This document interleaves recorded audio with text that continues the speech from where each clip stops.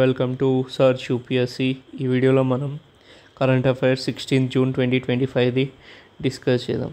First of all మనం GS paper 2 related ఒక topic discuss చేద్దాం. ఏ టాపిక్ అంటే వికసిత్ భారత్ కా అమృత్ కాల్ రిపోర్ట్ అనేది ఒకటైతే లాంచ్ అయిందనమాట. సో బేసికల్గా ఈ రిపోర్ట్ ఏంటంటే మనకు పిఎం మోదీ గవర్నెన్స్ వచ్చి 11 ఇయర్స్ అయిందనమాట. సో ఈ రిపోర్ట్లో ఏముంటుందంటే ప్రధానమంత్రి మోదీ అయినాక ఏమేం రిఫార్మ్స్ జరిగినాయి, ఇంకా ఏమేమి డెవలప్మెంట్స్ జరిగినాయి అనేది మనం చూస్తామన్నమాట. సో ఈ డెవలప్మెంట్స్ కూడా మేజర్గా ఎక్కడంటే మనకు తెలుసు ఏవేవి పూర్, ఇంకా మనకు మార్జినలైజ్డ్ ఫార్మర్స్, ఇంకా ఏమంటారు youth, middle class, health care. So ఇవన్నిటి మీద మేజర్ ఫోకస్ పెట్టినారన్నమాట.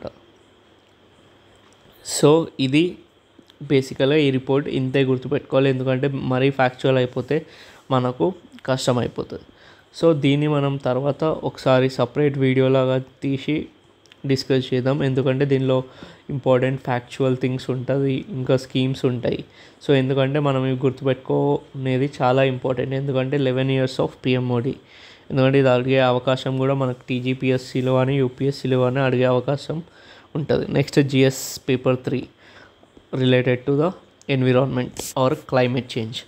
సో మనకు ఏదైతే ఇప్పుడు మినిస్ట్రీ ఆఫ్ పవర్ ఉందో ఆ మినిస్ట్రీ పవర్ ఏం చేసిందంటే మనకు ఏసీ టెంపరేచర్ ఏదైతే ఉంటుందో దాన్ని డిఫాల్ట్గా 20 డిగ్రీస్ నుంచి 28 డిగ్రీస్ మధ్యలో పెట్టమని మినిస్ట్రీ ఆఫ్ పవర్ అయితే ఆర్డర్ ఇచ్చింది. ఇంకా దీని కంపెనీస్ తప్పకుండా ఫాలో అవ్వాలి మ్యానుఫ్యాక్చర్ చేసేటప్పుడు. ఇది ఎందుకు ఇంపార్టెంట్ అంటే ఇప్పుడు మనం రైజింగ్ కోల్ ఏదైతే పాపులేషన్ ఉందో డ్యూ టు క్లైమేట్ చేంజ్, ఇంకా దానివల్ల ఏమవుతుంది, హ్యూమిడిటీ పెరుగుతుంది, హాట్నెస్ ఆర్ వార్మర్ అవుతుంది ఎర్త్. సో దానివల్ల మనకు కూల్ డిమాండ్ అయితే పెరుగుతుంది. సో ఇప్పటికే మన రైజింగ్ కూలింగ్ డిమాండ్ ఒక 2030 వరకు ఎక్స్పెక్ట్ చేస్తే ఎంత పెరుగుతుందంటే ఎంత ఉంటుందంటే 200 గిగావాట్స్ బై 2030 అయ్యే అవకాశం ఉంటుంది అనమాట. సో ఇప్పుడు మనం దాన్ని రెగ్యులేట్ చేయకపోతే, అది ఇంకా బుద్ధి ఉన్నట్టు వాడుకుంటూ పోతే ఆర్ ఏసీని రెగ్యులేట్ చేయకుండా పోతే సో అది ఇంకా పెరిగే అవకాశం ఉంటుంది. సో అది అందుకు ఇంపార్టెంట్. ఇప్పుడు కరెంట్ కన్జంప్షన్ ఎంత ఉంది 2025లో, 2030కి వచ్చే వరకు 200 గిగావాట్స్ అవుతుంది. కాకపోతే ఇప్పుడు ఎంత ఉందంటే 50 గిగావాట్స్ అయితే ఉందన్నమాట. ఓకే, నెక్స్ట్ ఇప్పుడు సో ఇప్పటికే అంటే ఇప్పుడు మనం ఉన్న పరిస్థితిలో పీపుల్ అంత యూజ్ చేస్తలే, పీపుల్ అనేవాళ్ళు అంతమంది యూజ్ చేస్తలే, ఓన్లీ రిచ్ పీపులే ఏసీ యూజ్ చేస్తారు. సో ఫ్యూచర్లో ఏమవుతుంది, రిచ్ కాకుండా మిడిల్ క్లాస్ ఉంటుంది, ఇంకా రిచ్ మిడిల్ క్లాస్ కూడా అనుకో, middle class, rich, upper middle class. So next AC అనేది నెసెసిటీ లెక్క మారిపోతుంది, ఎందుకంటే due to climate change. So దానివల్ల ఏమవుతుంది, రైజింగ్ డిమాండ్ అనేది పెరుగుతుంది.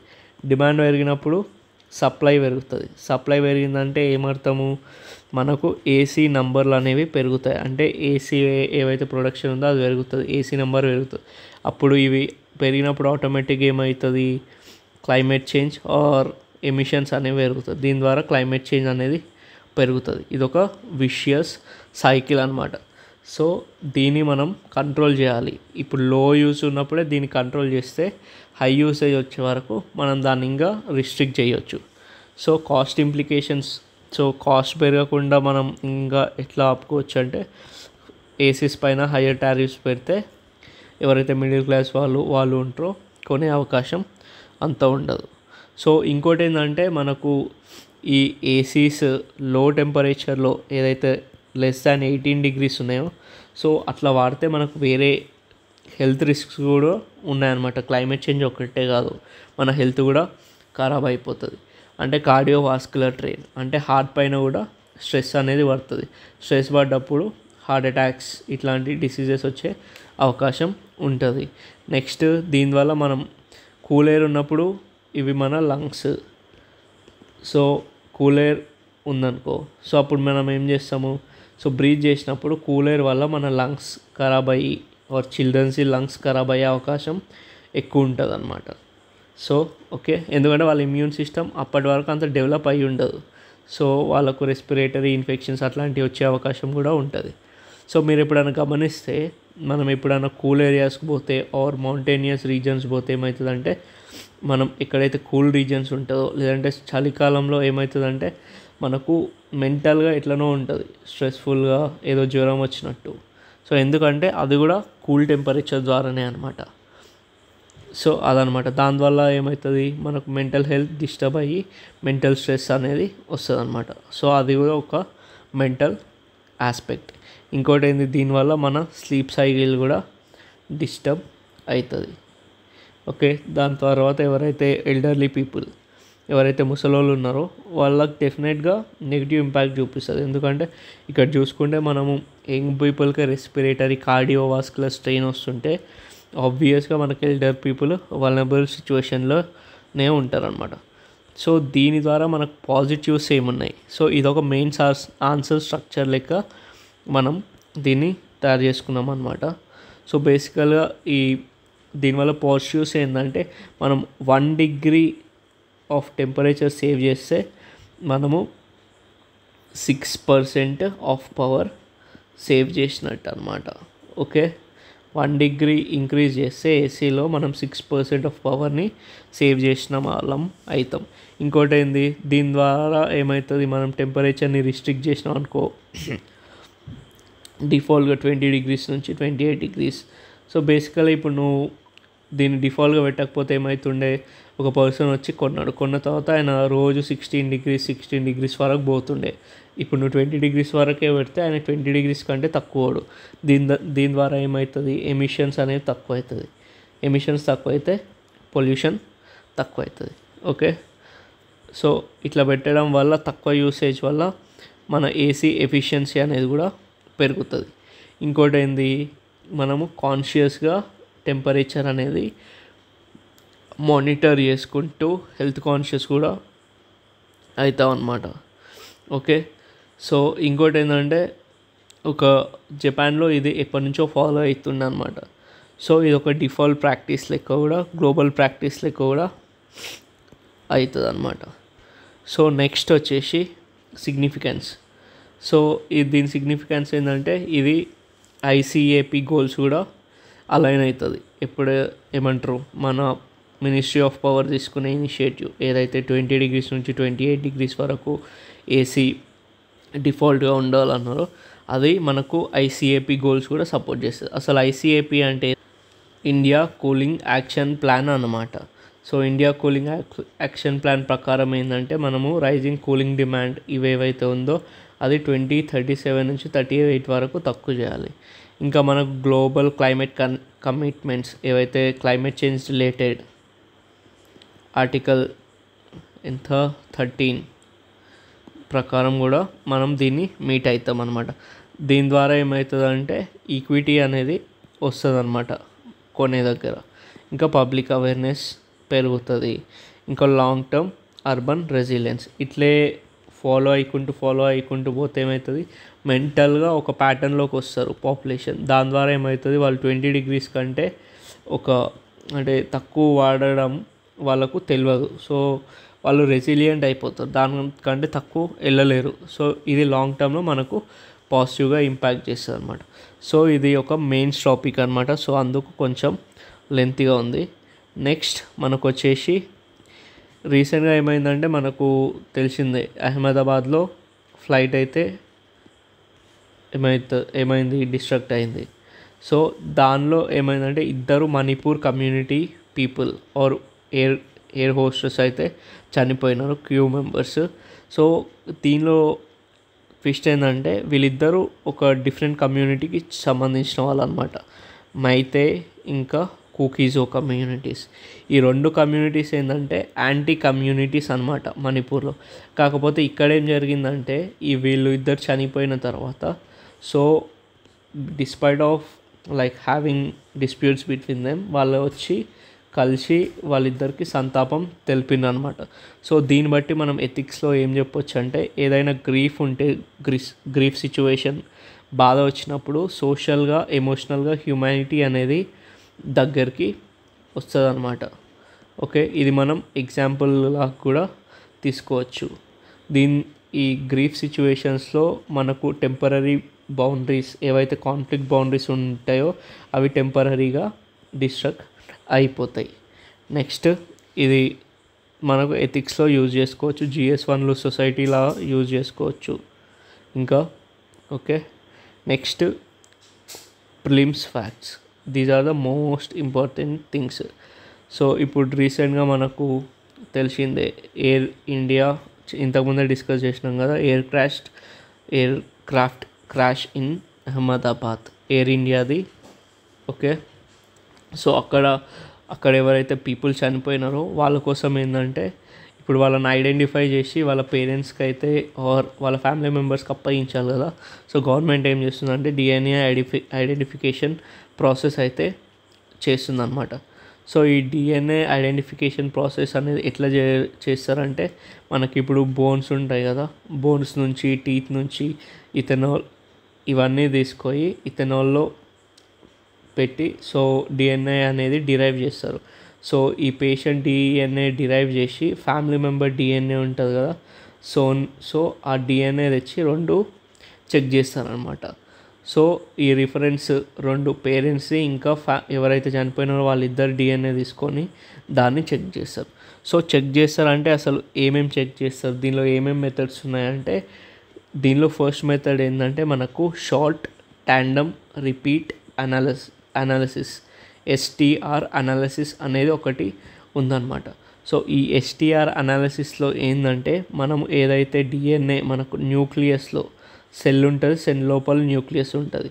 ఈ న్యూక్లియస్లో ఏదైతే మనకు DNA ఉంటుందో ఆ DNAస్ని కంపేర్ చేస్తారనమాట. సో ఇది మోస్ట్ ఎఫిషియంట్. ఇంకోటి ఏంది మైటోకాండ్రియల్ DNA అనాలిసిస్. ఇదేంటంటే మనకు సెల్లో న్యూక్లియస్లో కాకుండా మైటోకాండ్రియా ఉంటుంది కదా, సో ఆ DNAని అనలైజ్ చేస్తారు, ఇద్దరికి చెక్ చేస్తారు, ఇద్దరి మధ్యలో వేరియేషన్స్ ఏమేమి ఉన్నాయి. సో దీన్ని ఎట్లా అనలైజ్ చేస్తారంటే ఇప్పుడు DNA ఉంటుంది కదా, సో ఈ DNAలో రిపీట్స్ ఉంటాయి కదా, ఆ రిపీట్స్ని ఆ సీక్వెన్స్ మ్యాచ్ అయ్యేటట్టు చూసుకుంటారు అనమాట. సో ఈ మైటోకాండ్రియల్ DNA బేసికల్గా ఏంటంటే మదర్ సైడ్ నుంచి చెక్ చేస్తారనమాట. ఇంకా next STR analysis Y chromosome check చేస్తారు. Y క్రోమోజోమ్ బేసికల్గా ఏంటంటే ఫాదర్ సైడ్ అనమాట, ఫాదర్ సైడ్ రిలేటెడ్ దాన్ని మనం Y క్రోమోజోమ్ అంటాం అనమాట. Next single nucleotide polymorphism. ఇది లాస్ట్లో తయారు చేస్తారు. అంటే ఇప్పుడు నీకు ఏమవుతుందంటే DNA అనేది టెంపరేచర్ పెరిగే కొద్దీ DNA ఇన్ఫర్మేషన్ ఆర్ అదనేది డికే అయిపోతుంది. సో ఆ టైంలో ఏం చేస్తారు, ఆ బర్నింగ్ అయిన DNAనే ఏదో ఒక స్కిన్ పార్టికల్లో ఏదో ఒకటి ఉంటుంది కదా, సో దాని ద్వారా చెక్ చేస్తారనమాట. దీన్ని సింగిల్ న్యూక్లియోటైడ్ పాలిమార్ఫిజం అని అంటారు. కాకపోతే ఇది అంత ఎఫిషియంట్ కాదు. ఓకే, నెక్స్ట్ వచ్చేసి దీనిలో కీ అప్లికేషన్స్, DNA ఐడెంటిఫికేషన్లో కీ అప్లికేషన్స్ ఏంటంటే ఇది ఒక గోల్డ్ స్టాండర్డ్ అనమాట. సో దీని ద్వారా మనము ఎవరెవరు ఎక్కడున్నారు అంటే క్రైమ్ సీన్స్ ఆర్ క్రైమ్లో ఎవరు ఇన్వాల్వ్ అయినారు అట్లా కూడా తెలుసుకోవచ్చు. అక్యురసీ ఎక్కువ, ఇంకా స్టోరేజ్ సెన్సిటివ్ అంటే స్టోరేజ్ చేసుకోవచ్చు. ఇంకా యూనివర్సల్ యూజ్ అంటే దీన్ని CBI యూజ్ చేస్తుంది, ఇంటర్పోల్ కూడా ఈ ప్రాసెస్ని యూజ్ చేస్తుంది. సో ఇది ఏదైతే DNA ఐడెంటిఫికేషన్ ప్రాసెస్ ఉందో ఇది లీగల్గా కూడా వ్యాలిడ్ అనమాట. సో ఇది మనకు మెయిన్స్ రిలేటెడ్. ఇక్కడ కీ ఫీచర్స్ అండ్ అప్లికేషన్ ఈ మెథడ్స్ అయితే అడిగే అవకాశం ఉంటుంది ప్రిలిమ్స్లో. లైక్ STR అంటే దేనిలో యూజ్ చేస్తాము, ఇంకా mitochondrial DNA analysis, Y chromosome STR analysis, single nucleotide polymorphism అనేది దేని రిలేటెడ్. DNA ఐడెంటిఫికేషన్ అని ఇస్తాడు, మైక్రోబయాలజీ అని ఇస్తాడు, ఇంకా ఏమంటారు జీన్ మార్ఫింగ్ అని ఇస్తాడు. సో ఇట్లాంటి టర్మ్స్ ఇస్తాడు సిమిలర్ టు జీనే. అప్పుడు మనం కన్ఫ్యూజ్ అవుతాం. కాకపోతే మన కాన్సెప్ట్ కరెక్ట్ ఉంటే ఇవన్నీ అవసరం లేదు. నెక్స్ట్ ఒక న్యూ స్పీసీస్ అనేది వచ్చిందనమాట. సో దాని పేరు ఏంటంటే స్పాటియోస్ కార్గిరి అన్నమాట. సో ఇది అనేది మనకు బేసికల్గా ఎక్కడ ఫౌండ్ అయిందంటే ఆంధ్రప్రదేశ్, ఇంకా కర్ణాటక, ఇంకా తమిళనాడు అనమాట. సో ఇది గుర్తుపెట్టుకోవాలి. దీని ఫీచర్స్ ఇంకా సైంటిఫిక్ సిగ్నిఫికెన్స్ అంతా మనకు అవసరం లేదు. నెక్స్ట్ వచ్చేసి SEZ రూల్స్ 2006. రీసెంట్గా ఏమైందంటే సెమీ కండక్టర్స్ ఇంకా ఎలక్ట్రానిక్స్ ఏవైతే మ్యానుఫ్యాక్చరింగ్ యూనిట్స్ ఉంటాయో దానికి మనకు SEZ రూల్స్లో కొంచెం రిలాక్సేషన్ ఇచ్చారు. సో బేసికల్గా ఈ SEZ జోన్స్ అంటే ఏంటంటే మనకు ఇండియాలో మనకు మ్యానుఫ్యాక్చరింగ్ జోన్స్ ఉంటాయి కదా, సో ఆ జోన్స్ ఒక్కటి కాకుండా దీనికి స్పెషల్ ప్రియారిటీ ఇచ్చి దీనిలో రిలాక్సేషన్స్ అంటే ఇక్కడ ఎవరైతే కంపెనీస్ పెడతారో వాళ్ళకి ఎక్కువ స్ట్రెస్ లేకుండా ఈజీగా యాక్సెస్ ఇచ్చేదాన్ని స్పెషల్ ఎకనామిక్ జోన్స్ అని అంటాం అనమాట. బేసికల్గా గుజరాత్లో ఎక్కువ ఉన్నాయి. సో ఇది ఫస్ట్ ఎస్టాబ్లిష్డ్ ఏ ఆర్టికల్ కింద అయినదంటే స్పెషల్ ఎకనామిక్ జోన్ యాక్ట్ 2005. ఏ మినిస్ట్రీ కింద వస్తుంది? Commerce and industry. Okay, laws ఏవేవంటే స్పెషల్ ఎకనామిక్ జోన్ యాక్ట్ 2005 ఇంకా SEZ రూల్స్ 2006 ఈ రెండు కింద దీన్ని గవర్న్ చేస్తామన్నమాట. నెక్స్ట్ ఫీచర్స్, కీ ఫీచర్స్ ఏంటంటే మినిమం 50 హెక్టర్స్ అయితే ఉండాలన్నమాట మామూలుగా. ఇంకా ఏదైతే కంపెనీ పెడతారో అది ఎక్స్పోర్ట్ ఓరియంట్ ఉండాలి. అంటే నువ్వు ఎక్స్పోర్ట్ చేయాలి, ఆడ పెట్టినంత మాత్రం సరిపోదు, నీకు ఎక్స్పోర్ట్ చేసేంత కెపాసిటీ ఉండాలి. ఇంకా ఇక్కడ వీళ్ళకు సింగిల్ విండో క్లియరెన్స్ అంటే ఎక్కువ స్ట్రెస్ లేకుండా ఈజీగానే పర్మిషన్స్ ఇచ్చేస్తారు. ఇంకా ట్యాక్స్ ఇన్సెంటివ్స్ ఇక్కడ పెట్టినందుకు వాళ్ళకు ఎక్కువ ట్యాక్స్ బర్డెన్ కాదు, అంటే ప్రొడ్యూసింగ్ ట్యాక్స్ అని లేదంటే ఎక్స్పోర్టింగ్ ట్యాక్స్, ఇంపోర్టింగ్ ట్యాక్స్ ఇట్లాంటివి. ఇంకా ఎన్క్యూబరెన్స్ ఏంటంటే లీగల్గా ఇబ్బంది లేకుండా ఫ్రీగా నడిపేటట్టు గవర్నమెంట్ అనేది ఈ స్పెషల్ ఎకనామిక్ జోన్లో ఉంటుందన్నమాట. నెక్స్ట్ వచ్చేది సపరేట్ కస్టమ్స్ టెరిటరీ. సో ఈ సపరేట్ కస్టమ్స్ టెరిటరీ అంటే ఏంటంటే ఇప్పుడు ఇండియా మొత్తంలో సపరేట్ రూల్స్ ఉంటాయి. ఈ టెరిటరీ ఒక్కటి అంటే ఈ స్పెషల్ ఎకనామిక్ జోన్స్ రీజన్లో ఒకటి సపరేట్ ఏమంటారు కస్టమ్స్ ఆర్ సపరేట్ రూల్స్ అనేవి ఉంటాయి అన్నమాట. ఓకే, సో రీసెంట్గా మనకు అప్గ్రేడేషన్ ఏదైతే ఆర్ రిలాక్సేషన్స్ ఏమొచ్చినాయంటే రిలేటెడ్ టు ఎలక్ట్రానిక్స్ ఇంకా సెమీ కండక్టర్స్ అనమాట. సో బేసికల్గా ఆ స్పెషల్ ఎకనామిక్ జోన్స్లో ఇప్పుడు ఇండియా ఉంది, దీనిలో సపరేట్ రూల్స్ ఉంటాయి. ఈ స్పెషల్ ఎకనామిక్ జోన్స్లో సపరేట్, దీనిలో కూడా మనకు ఎలక్ట్రానిక్స్ ఇంకా సెమీ కండక్టర్స్లో దీనికి కొన్ని రిలాక్సేషన్స్ ఇచ్చిండ్రు. ఏం రిలాక్సేషన్స్ ఇచ్చినారంటే మామూలుగా 50 హెక్టర్స్ వరకే పర్మిషన్ ఉంటుంది స్పెషల్ ఎకనామిక్ జోన్స్. కాకపోతే ఈ సెమీ కండక్టర్స్కి ఎలక్ట్రానిక్స్కి 10 హెక్టర్స్ కూడా పర్మిషన్ ఇవ్వచ్చు అనమాట. ఓకే, ఇంకా encumbrance free clause relaxed. So encumbrance free clause relaxed అంటే ఏంటంటే నువ్వు ఏదైనా ప్రాపర్టీని నువ్వు మొత్తం ఓన్ చేయకుండా నువ్వు దాన్ని రన్ చేసే పవర్ అనమాట. సో డొమెస్టికల్గా కూడా సప్లై చేయొచ్చు. సో అది కూడా పర్మిషన్ అయితే ఇచ్చిందనమాట. సో బేసికల్గా ఈ స్పెషల్ ఎకనామిక్ జోన్లో ఉన్న కంపెనీస్కి ఇంతకుముందే డిస్కస్ చేసినాం, దీని మెయిన్ ఫోకస్ ఎక్స్పోర్ట్ ఓరియంటెడ్. కాకపోతే మనకు సెమీ కండక్టర్స్కి ఇంకా ఎలక్ట్రానిక్స్కి డొమెస్టికల్గా కూడా సప్లై చేసే ఆస్పెక్ట్ అనేది ఉందన్నమాట, అంటే రిలాక్సేషన్ కాబట్టి. కాకపోతే డ్యూటీస్ అనేది ఇంప్లిమెంట్ చేస్తుంది గవర్నమెంట్. సో అది గుర్తుపెట్టుకోండి. నెక్స్ట్ మనము డిస్కస్ చేసే టాపిక్ ఏదంటే ఈజ్ ఆఫ్ డూయింగ్ రీసెర్చ్ అనమాట. ఈజ్ ఆఫ్ డూయింగ్ రీసెర్చ్ అంటే రీసెర్చ్ చేయడానికి గవర్నమెంట్ నుంచి ఏం అడ్డంకులు లేకుండా ఫ్రీ మూవ్మెంట్ ఇచ్చి ఇన్వెస్ట్మెంట్ ఇచ్చేదాన్ని ఈజ్ ఆఫ్ డూయింగ్ రీసెర్చ్ అంటారనమాట. సో మనకు union ministry of science and tech ఏం చేసిందంటే ఈజ్ ఆఫ్ డూయింగ్ రీసెర్చ్లో కొంచెం దాన్ని ఇంప్రూవ్ చేయడానికి రిఫార్మ్స్ అయితే తెచ్చిందనమాట. సో ఏం రిఫార్మ్స్ అంటే బ్యూరోక్రటిక్ హర్డల్స్, అంటే రీసెర్చ్ చేయడానికి ఏం హర్డల్స్ లేకుండా బ్యూరోక్రసీ నుంచి, సో అట్లాంటి రిఫార్మ్స్ అయితే తెచ్చిందనమాట. సో ఇది నాన్ GM అలౌడ్ అంటే ఏంటంటే మనకు గవర్నమెంట్ ఈ మార్కెట్ అనమాట.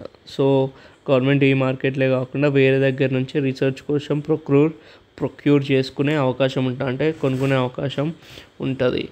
ఇంకా ఎవరైతే ఇన్స్టిట్యూషనల్ హెడ్స్ ఉంటారో వాళ్ళకు ఆటోనమీ ప్రొవైడ్ చేసే కొత్త ఫ్యూచర్ అనమాట. ఇంకోటి ఎన్హాన్స్డ్ ఫినాన్షియల్ సీలింగ్స్ అయితే ఎన్హాన్స్ చేసినారు. అంటే ఇప్పుడు 200 crores తీసుకోవచ్చు రీసెర్చ్కి, సో దానికంటే తక్కువ ఆర్ 300 crores చేసినారు. సో అదనమాట. ఇంకోటి రీసెర్చ్ అండ్ డెవలప్మెంట్లో డిలేస్ని తక్కువ చేసినారు. ఇంకా trust base governance model rather than bureaucracy కాకుండా ఒక ట్రస్ట్ లెక్క పనిచేస్తుంది. నెక్స్ట్ సిగ్నిఫికెన్స్, ఈ రిఫార్మ్స్ వల్ల యూస్ఫుల్నెస్ ఏముందంటే ఫాస్టర్ ప్రాజెక్ట్ ఎగ్జిక్యూషన్, రీసెర్చ్ అనేది జల్దీ జరిగి మనకు జల్దీ ప్రాజెక్ట్ అనేది ఎగ్జిక్యూట్ అవుతుంది. ఇంకా దీనివల్ల రీసెర్చ్ అనేది ఈజీ అయిపోతే స్టార్టప్స్ అనేవి రీసెర్చ్ పైన ఎక్కువ ఇన్వెస్ట్మెంట్ పెట్టే అవకాశం ఉంటుంది. దానివల్ల ఇన్నోవేషన్ జరిగి మంచిగా ఎకనామీ అనేది బూస్ట్ అవుతుంది, స్కాలర్స్ బూస్ట్ అవుతారు. ఇంకా ఇది రీసెర్చ్ అండ్ డెవలప్మెంట్ కూడా చేస్తుంది.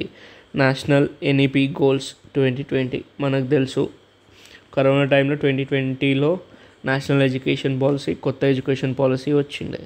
సో ఇంకోటి మన టార్గెట్ ఏదైతే 100 బిలియన్ ఎకానమీ, సైన్స్ ఎకానమీ ఉందో ఆ టార్గెట్ని ఆర్ ఆ ఎయిమ్ని కూడా అచీవ్ చేస్తాం.